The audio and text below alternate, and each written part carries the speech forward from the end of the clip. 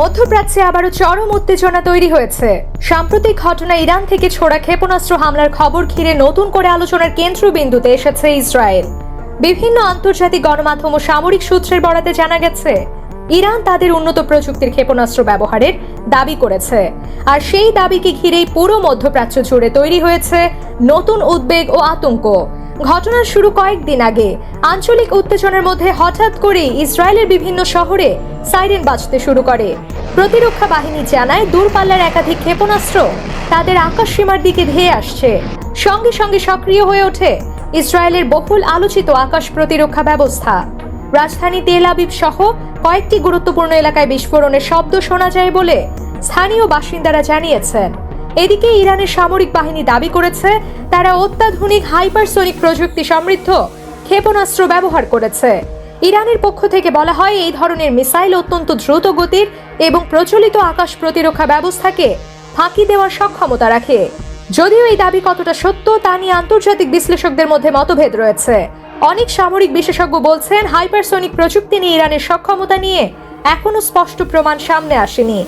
ইসরায়েলের প্রতিরক্ষা বাহিনী জানিয়েছে, অধিকাংশ ক্ষেপণাস্ত্রই আকাশে প্রতিহত করা হয়েছে।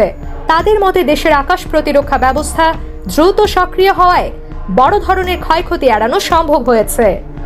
তবে কিছু এলাকায় ধ্বংসাবশেষ পড়ে ক্ষয়ক্ষতির খবর পাওয়া গেছে। কয়েকটি ভবনের জানালা ভেঙে যাওয়া এবং কিছু অবকাঠামোগত ক্ষতির কথাও জানিয়েছে স্থানীয় প্রশাসন। ঘটনার পরপরই নিরাপত্তা জোরদার করা হয়েছে ইসরায়েলের বিভিন্ন গুরুত্বপূর্ণ স্থানে। অনেক এলাকায় মানুষকে অস্থায়ীভাবে বাংকারে আশ্রয় নিতে দেখা গেছে।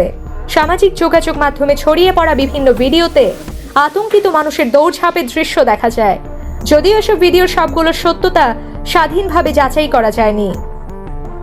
অন্যদিকে ইরান বলছে, তাদের এই হামলা ছিল প্রতিক্রিয়ামূলক পদক্ষেপ। আঞ্চলিক উত্তেজনা এবং সাম্প্রতিক সামরিক ঘটনার প্রেক্ষাপটে তারা নিজেদের প্রতিরক্ষার অংশ হিসেবে এই পদক্ষেপ নিয়েছে বলে দাবি করছে। তবে ইসরায়েল এ বিষয়ে কঠোর অবস্থান নিয়েছে এবং জানিয়েছে, দেশের নিরাপত্তা হুমকির মুখে পড়লে তারা প্রয়োজনীয় জবাব দিতে প্রস্তুত। মধ্যপ্রাচ্যের পরিস্থিতি নিয়ে ইতোমধ্যে উদ্বেগ প্রকাশ করেছে বিভিন্ন আন্তর্জাতিক মহল। কূটনৈতিক মহল বলছে, দুই দেশের মধ্যে সরাসরি সামরিক উত্তেজনা বাড়তে থাকলে পুরো অঞ্চলেই অস্থিতিশীলতা আরও বেড়ে যেতে পারে। তাই দ্রুত উত্তেজনা কমিয়ে আনার জন্য সংলাপ ও কূটনৈতিক উদ্যোগ বাড়ানোর আহ্বান জানানো হয়েছে। বিশ্লেষকদের মতে, সাম্প্রতিক এই ঘটনা মধ্যপ্রাচ্যের নিরাপত্তা পরিস্থিতিকে আরও জটিল করে তুলেছে। ইরান ও ইসরায়েলের মধ্যে দীর্ঘদিনের বৈরিতা নতুন করে সামনে চলে এসেছে।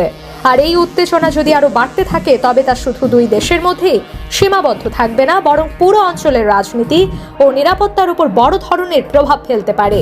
এই পরিস্থিতিতে আন্তর্জাতিক মহলের নজর এখন মধ্যপ্রাচ্যের দিকেই। পরবর্তী পদক্ষেপ কি হয়, দুই দেশ কি ধরনের সিদ্ধান্ত নেয়, সেটি এখন বিশ্ব রাজনীতির অন্যতম আলোচিত বিষয় হয়ে উঠেছে।